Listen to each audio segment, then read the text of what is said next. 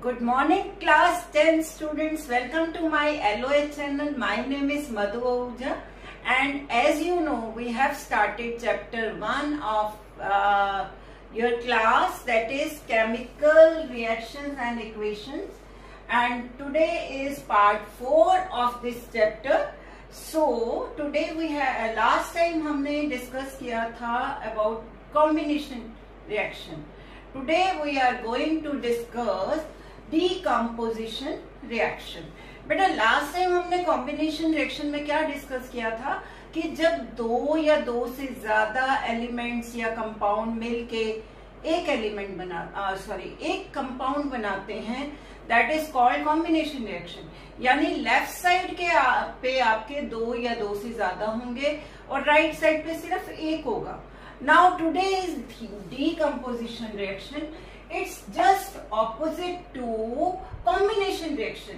इसमें हम क्या करेंगे बेटा, हम इसमें देखेंगे कि एक लेफ्ट साइड पे एक कंपाउंड है और ये ब्रेक होके दो या दो से ज्यादा में ब्रेक हो जाएगा. This kind of reaction is called decomposition reaction. देखो यहाँ पे पहले तो ये बताइए कि क्या कोई कंपाउंड पड़े पड़े ऐसे ब्रेक हो सकता है?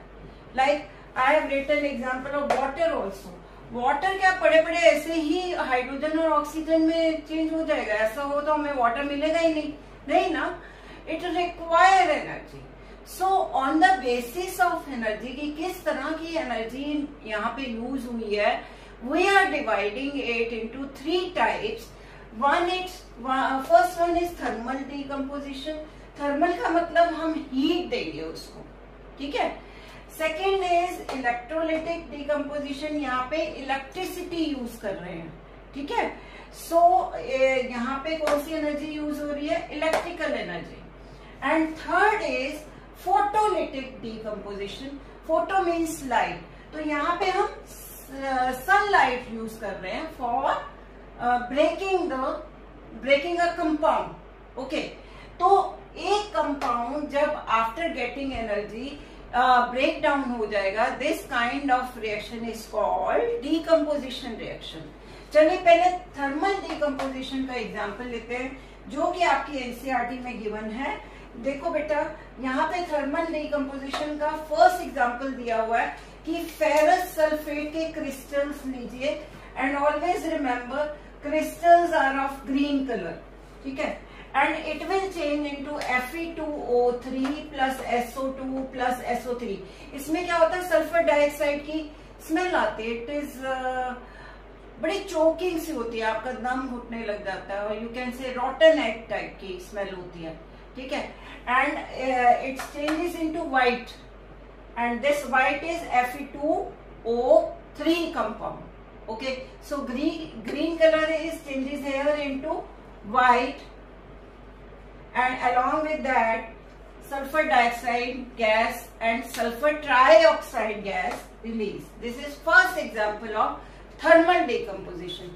Triangle मैंने पहले भी बताया था, triangle का मतलब heat. Okay. Second example आपकी बुक में दिया हुआ है, calcium carbonate after heating changing into calcium oxide and carbon dioxide. हम पहले कर चुके हैं इस चैप्टर में. Calcium oxide is called quicklime, ठीक है. एंड कैल्शियम कार्बोनेट हम क्या कर चुके हैं? लाइमस्टोन. अगर आपको ध्यान हो तो हमने इक्वेशन करी थी कि कैल्शियम ऑक्साइड जो है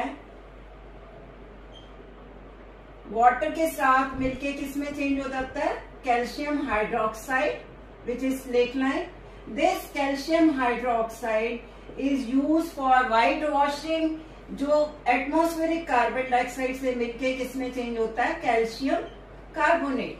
सो this opposite to this reaction, इसी की ऑपोजिट रिएक्शन है कि कैल्शियम कार्बोनेट को जब हम हीट करेंगे तो ये वापस किसमें चेंज हो जाएगा? Calcium oxide and carbon dioxide gas निकलेगी, ठीक है. थर्ड एग्जाम्पल दिया हुआ है लेड नाइट्रेट, ठीक है. एंड यहाँ पे इंपॉर्टेंट है, हीट करने पे NO2 गैस निकलती है प्लस वेट अ मिनट, यहाँ पे लेड ऑक्साइड भी बनेगा, PbO। ठीक है, so PbO, nitrogen dioxide and oxygen. Lead oxide जो है बेटा, this lead oxide, nitrogen dioxide and you know this is the on, मतलब ये गैस ऐसी है जो कि कलर्ड है, ब्राउन कलर की गैस है, जो देख के ही पता लग जाएगा कि नाइट्रोजन डाइऑक्साइड गैस निकली है कहाँ पे। Okay, so otherwise other gases are colourless, पर यहाँ पे इस गैस को देख के आपको पता लग जाएगा कि ये nitrogen dioxide gas. Okay, and third one is, second is electrolytic decomposition में आपका वाटर का ब्रेक डाउन करके in the presence of electricity it will break down into hydrogen and oxygen. देखो, इलेक्ट्रोलिसिस पूरा प्रोसेस मैं आगे चल के आपको समझाऊंगी, मेटल नॉन मेटल जब करेंगे, कि किस तरह से इलेक्ट्रिसिटी पास करके ब्रेक डाउन होता है। बट अभी आपको इतना ही समझना है कि जब वाटर ब्रेक डाउन होगा तो 2 पार्ट ऑफ हाइड्रोजन रिलीज होगी और 1 पार्ट ऑफ ऑक्सीजन रिलीज होगी।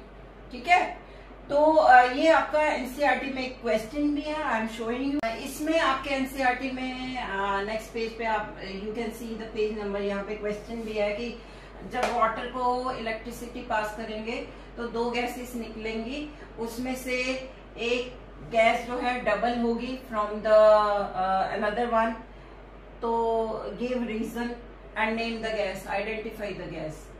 ओके, तो उसमें आपने ये बताना कि हाइड्रोजन डबल होगी, ऑक्सीजन हाफ होगी। रीजन में आप इक्वेशन लिख दोगे, क्योंकि यहाँ बैलेंसिंग में 2 आ रहा, तो दिस इज द रीजन।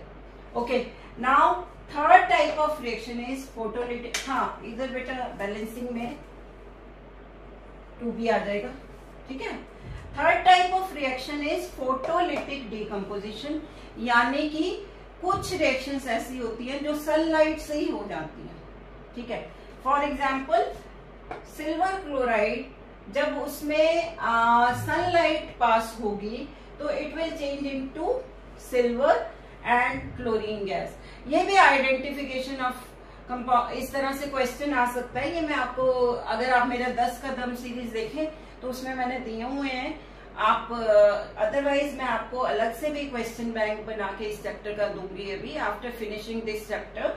देखो, it is a compound X which after getting sunlight changes into gray color substance. This is gray color and there is a smell of chlorine. Identify X. ठीक है, तो इस तरह I will give you, मैं दूंगी आपको। ठीक है, तो इस तरह से आपसे पूछा जा सकता है। This is grey colour and smell of chlorine. Chlorine की भी एक पिक्यूलियर सी स्मेल होती है, आइडेंटिफाई हो जाती है। ठीक है, second example is silver bromide. Silver bromide is going to change into silver and bromine gas. Always remember this is used in black and white photography. पहले जमाने में चलती थी ना ब्लैक एंड व्हाइट फोटोग्राफ्स, तो ये उसमें यूज होती है थी। अभी भी अगर ब्लैक एंड व्हाइट फोटोग्राफ खींची जाएगी तो उसमें यूज होगा।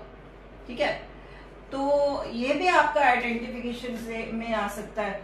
A compound use in black and white photograph changes into gray color substance, identify compound X and also write its reason, identify compound X and also write its equation.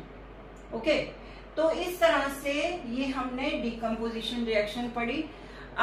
By this we have completed decomposition reaction and part 4. In next class means part 5 we will study about displacement reaction and double displacement reaction. Bye.